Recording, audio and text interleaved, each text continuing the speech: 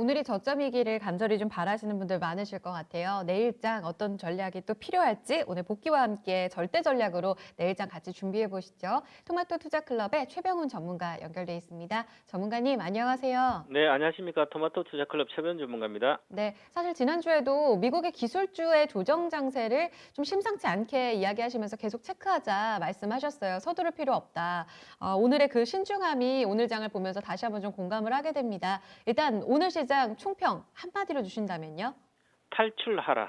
아, 시장에 대해서 탈출하라. 좀 굉장히 신중함에 있어서 조금 더 격상된 목소리가 아닐까 싶어요. 그 이유가 아무래도 체크 포인트에서 전해주시지 않을까 싶은데요. 근거들 쭉 말씀해 주세요. 네, 얼마 전에 제가 LG화학이 분사 결정 나는 날 LG화학을 탈출하라고 해서 이제 유튜브도 올려주고 했었는데요. 지금 이제 전체 시장 자체는 중기적으로 조정이 들어갔습니다. 그래서 지금 미국이 지금 나스닥이 조정 들어가 있는 상태거든요. 미국은 지금도 대선도 불확실성, 트럼프는 우편 부정, 그래서 지더라도 인정하지 않겠다 뭐 이런 발언도 있고요. 그래서 불확실성이 남아 있고 코로나 또 19 관련된 불확실성도 계속 남아 있습니다. 그런데 그보다 더 중요한 것은 그런 어떤 그런 불확실성이 이제 기술주들을 파늘게 한 이유일 수도 있지만 그보다도 기술주에 대한 믿음이 약해진 거죠. 니콜라 테슬라 뭐 이렇게 하면서 물론 많이 올라왔으니까 차익 실현도 있습니다. 그런데 기술적인 지표를 보면 차트라는 것은 기본적으로 투자자들의 심리를 나타내주는 표상이거든요. 말고 표상이기 때문에 지난번에 위에 십자봉처럼 이렇게 나오고 나서 그 다음에 장대 음봉이 발생돼 버렸거든요. 그러고 나서 박스권 제가 본 하늘색 선 박스권을 깨버렸습니다. 무조건 매도거든요. 사실은 매도를 어디까지 조정을 받을지는 잘 모르지만 일단은 박스권이 21평 조정받았어요. 아니면 조정은 지금은 이제 오히려 어제도 장대 음봉이 나오고 있습니다. 그런데 지금 스토캐스틱 자체도 퍼센트 K가 40 정도에서 약하게 형성되어 있거든요. 스토캐스틱이 가격권 못 들어간 적이 어, 지난번에 7월 중순하고 지금 이번밖에 없습니다. 그럼 7월 중순에는 조정이 크게 입지 않고 아까 이번엔 크게 조정받는 거죠. 그래서 주봉 차트를 보면 보시면 윗꼬리 아랫꼬리가 달린 팽이형이 나오면서 그래도 거래는 그렇게 많이 안 실렸지만 스토캐스틱이 매도 데드 크로스가 나온 상태입니다. 자, 침체권에 들어가 있는 거죠. 그러면 침체권 들어가면 기존에는 급락을 코로나 때문에 했는데 이번에는 그러지는 않을 걸로 보이고요. 그래서 21평선 주봉선의 중심선 22평선 지지하고 다시 1800 정도 갔다가 그 다음에 다시 또 내려가는 지지부진하면서도 가지 못하는 그런 장세가 지금 이어질 걸로 보이고요. 그러면 나스닥이 지금 월봉상으로 다음 주가 있는데요. 그래도 음봉으로 나올 걸로 보이면 이것은 양봉이 계속 5개 나오고 음봉이 줬다는 것은 지금부터는 조금 몇 달 동안은 쉽지 않은 장이라는 거죠. 그래서 대선의 불확실성이 이어져서 미국장이 쉽지 않다. 그러면 국내 장성도 당연히 따라가겠죠. 우리 서학개미 미국에 투자도 많이 났으니까 당연히 국내 거도 연기시켜서 할 걸로 보입니다. 그래서 국내 시장도 잘 안 갈 걸로 보이고요. 전체적으로 우리 시장도 마찬가지듯이 지난번에 우리 코스피 지수입니다. 지난 3월에 급락했었죠. 2월 달부터 시작해서 그때 보시면 제가 네모를 2개 쳐놨는데요. 여기서 가일권은 못 들어간 상태입니다. 요번에 또 못 들어갔습니다. 닮은 꼴이죠. 왼쪽과 오른쪽이. 가일권 갔다가 못 간 거죠. 급락. 그럼 이번에 급락할까요? 그럼 이번에 급락은 이 박스권 하단은 2060포인트 정도는 안 깰 걸로 보이거든요. 그래서 이번에 지수는 2130 정도까지는 보면 되지 않을까 단기적으로도 그렇고요. 그래서 아직까지 2130이면 한 7% 정도 빠질 여력은 있습니다. 하지만 22평에서 반등 주고 다시 시간이 걸릴 걸로 보이기 때문에 너무 우려하진 않지만 그래도 이런 모양이 내일까지 나온다면 주봉이죠. 반등할 때 지난번처럼 반등할 때 현금 확보를 해야 되는 거죠. 단기 투자자는. 물론 지금 3월 달에 급락할 때 장기 투자는 보유하신 분 지금도 보유해도 오히려 밑에 내려가면 잠깐 평가손이 났다 그대로 오르는 거죠. 그렇기 때문에 문제 없지만 단기 투자자들은 현금을 확보하는 게 좋다. 그리고 중국도 코로나 뭐 해소됐다 하지만 중국 자체에서 오늘 윈난성에 코로나19 관련 확진자가 발생했습니다. 그래서 중국도 좀 빠졌고요. 그래서 확산 여부도 체크해 봐야 되고, 그다음에 가장 중요한 건 시장에서 유동성이 줄어들고 있습니다.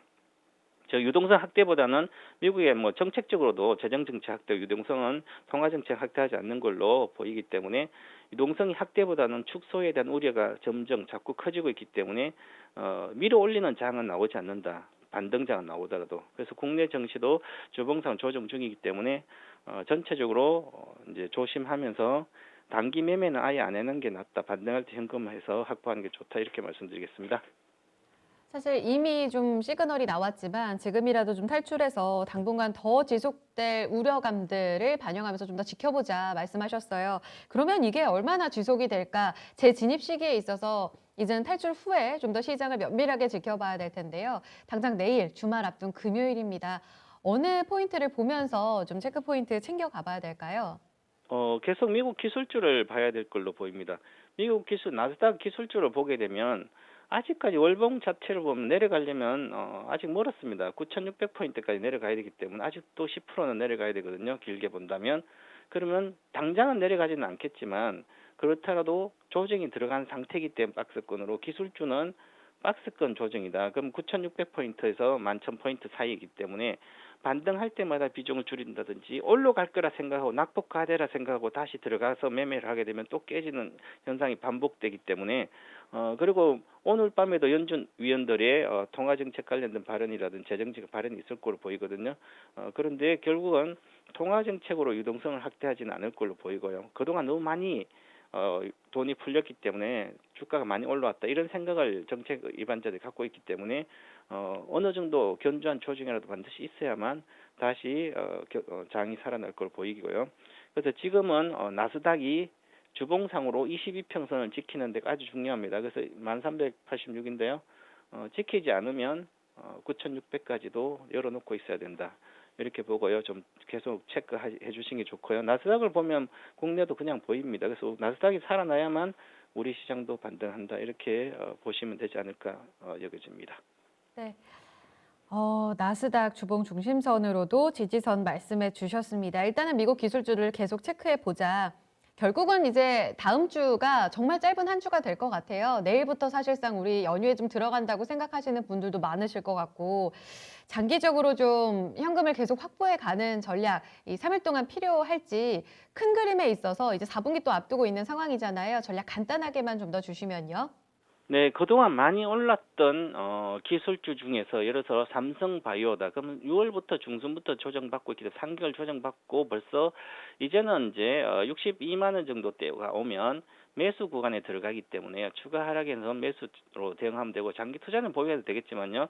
그다음에 대표적인 언택트주의 네이버도 보시면요. 22평선까지 조정을 받았습니다. 주봉상으로. 그러면 어느 정도 27, 8만 원 정도에는 매수 구간에 들어가는 것을 단기적으로는요. 그다음에 삼성 SDI 전기차의 배터리 핵심 일등주인 이것도 22평선이 금방 임박해 있습니다. 그래서 39만 8천 원이죠. 그러면 39만 5천 원은 매수 구간 들어가기 때문에 그래서 이번 주는 좀 조심을 하고 그냥 현금을 갖고 있다가 다음 주 화요일 정도나 돼서 매수로 추가 하락한다면 내일부터 추가 하락한 단기 투자자도 단기 반등을 노린 매수는 유효할 걸로 보이고요. 연휴 때 오히려 미국장도 많이 빠지기 때문에 현금보다는 주식을 들고 가되 물론 이제 장기 투자자는 보유하면 되지만 정말 잘할 수 있는 분만 단기를 매수를 하시고요. 단기를 잘 못하신 분은 그냥 현금 확보하는 게 가장 좋지 않을까 이렇게 보여집니다. 네. 쉽지 않은 장인 것 같아요. 단기적으로 좀 그들만의 또 게임이 되지 않을까 싶습니다. 여기에 있어서 좀 자신감 넘치는 단기 자금이 또 시장에 활력을 제공해 줄 수 있을지, 다만 긴 관점에서 본다면 지금 아직까지는 조금 지켜봐야 될 단계다라는 말씀도 해주셔서요. 이런 내용들 같이 좀 점검해 보겠습니다. 그리고 이번 주에요. 종목에 있어서 4분기를 대비할 수 있는 전략들 강연회에서 전달해 주신다고 들었습니다. 어떤 내용 전해 주시는지 좀 더 이야기 들어볼게요. 네, 제가 이제 공개 방송 잘 안 하는데 올해 5월하고 4개월 만에 다시 하고 있습니다. 그래서 변곡점이기 때문에 4분기 투자 전략에 대해서 말씀드리고요. 대시세 유망주 4분기에 투자해도 되는 종목까지 공개해드리고요.